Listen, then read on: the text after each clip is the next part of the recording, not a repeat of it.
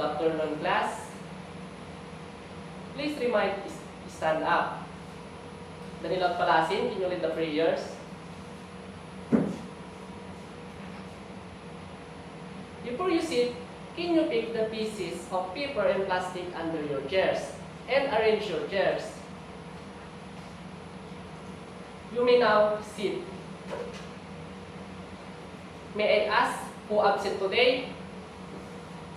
It's nice to hear everybody is present today. Before we go to our new discussion today, there is the 3 rules that we follow in my class. First is pay attention in my class. Second is listen to me. And third is do not talk in your classmate. Understand? Very good. Before we go to our new topic today, who is to remember our topic yesterday? Jerickson? Very good. Our topic yesterday is all about the poetry analysis. What is the poetry analysis? Erica? Very good. I guess you have learned a lot our topic was meeting. Before we go to our new topic today, we will have a games first. These games, it's called jumble words. Mechanics of the game, arrange the letters and you will get the correct answer. Understand, class? Very good.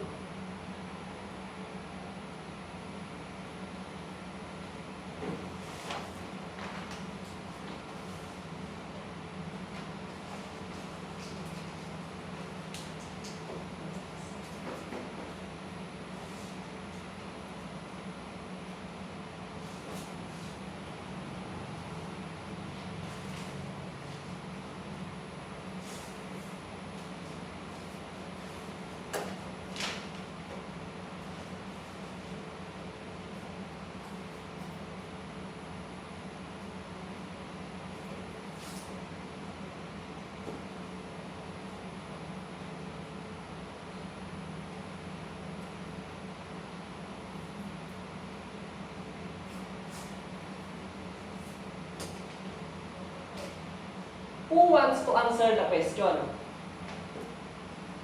Jerickson, what is the answer of number 1?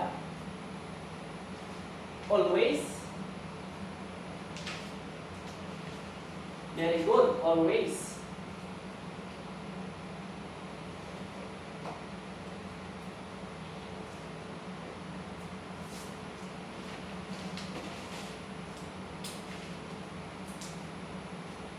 The second question is, who wants to answer? Rosalinda? Slowly. Very good, slowly. And the third is Marino. Before.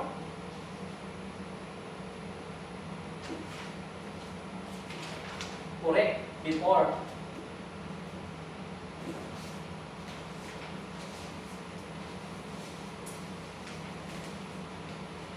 And the third question is Danilo. Everywhere. Very good, everywhere.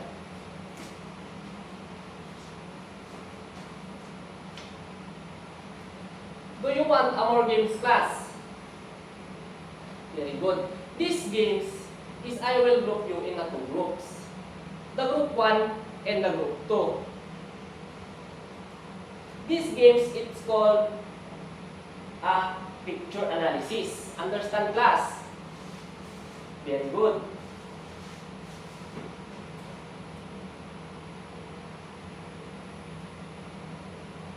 Mechanics of the game, the teachers will you into groups and give each group a pictures that they will complete in front and answer if what categories of adverbs it belongs. Understand, class? Very good.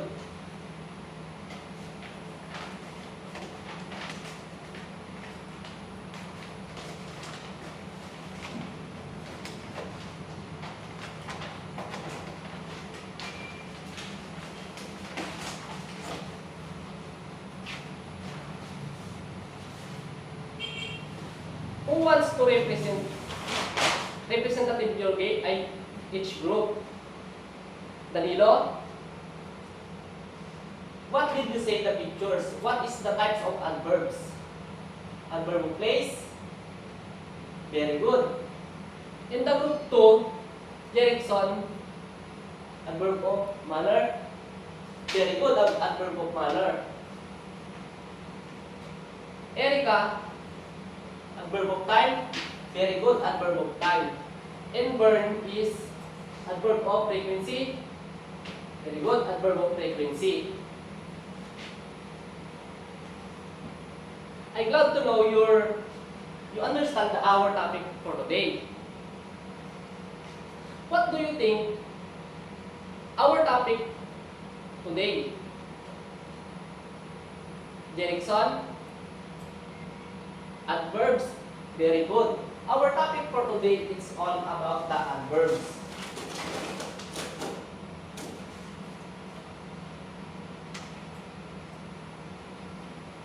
Adverbs. Can you read, Danilo?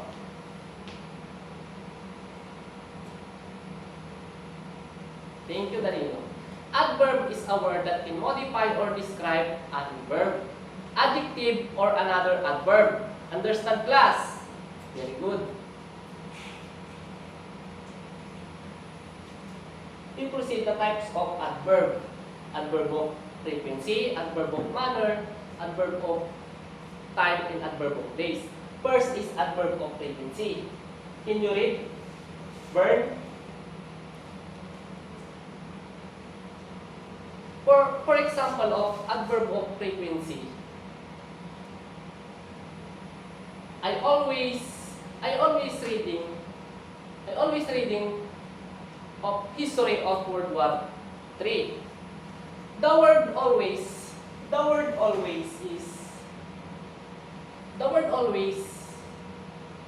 is the example of adverb of frequency. Understand, class? Very good. And the second adverb is adverb of manner. Can you read? Rizalin? For example is the kids is very slowly to reading. The word slowly, the example of the adverb of manner. Adverb of manner. Understand, class? Very good. And the third adverb is adverb of time. Can you read? Bern? Thank you. For example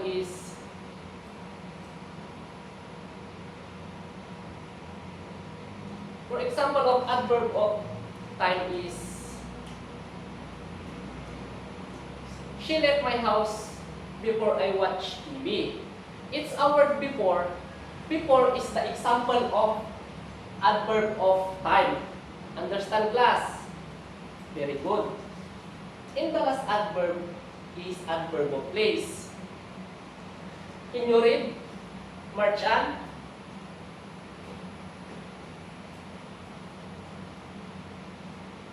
Thank you, Marchan.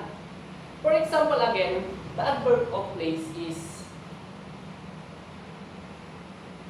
let go everywhere for vacation. The word everywhere is the example of the adverb of place. Understand, class? Very good. Anyone question, class, or clarification? What is our topic for today? None? If none, I will ask a question. Hendrix, tell me what is an adverb? Very good. Adverb is a word that can modify or describe an verb or adjective in their sentences.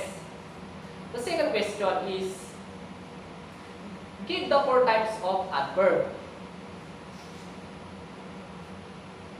Clean? Very good. The four types of adverb is adverb of place, adverb of time, adverb of manner, and adverb of frequency. Understand, class? Anyone to question, class? Okay. Bring out your one whole sheet of paper and answer your quiz.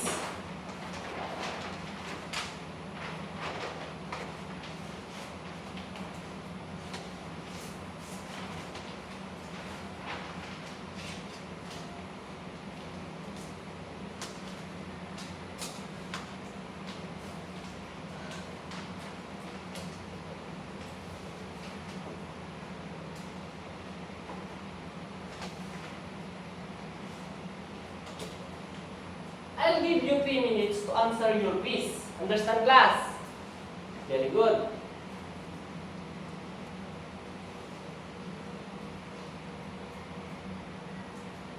Done, class? Pass your paper and bring out your notebook and write your assignment and pass your assignment in the next meeting.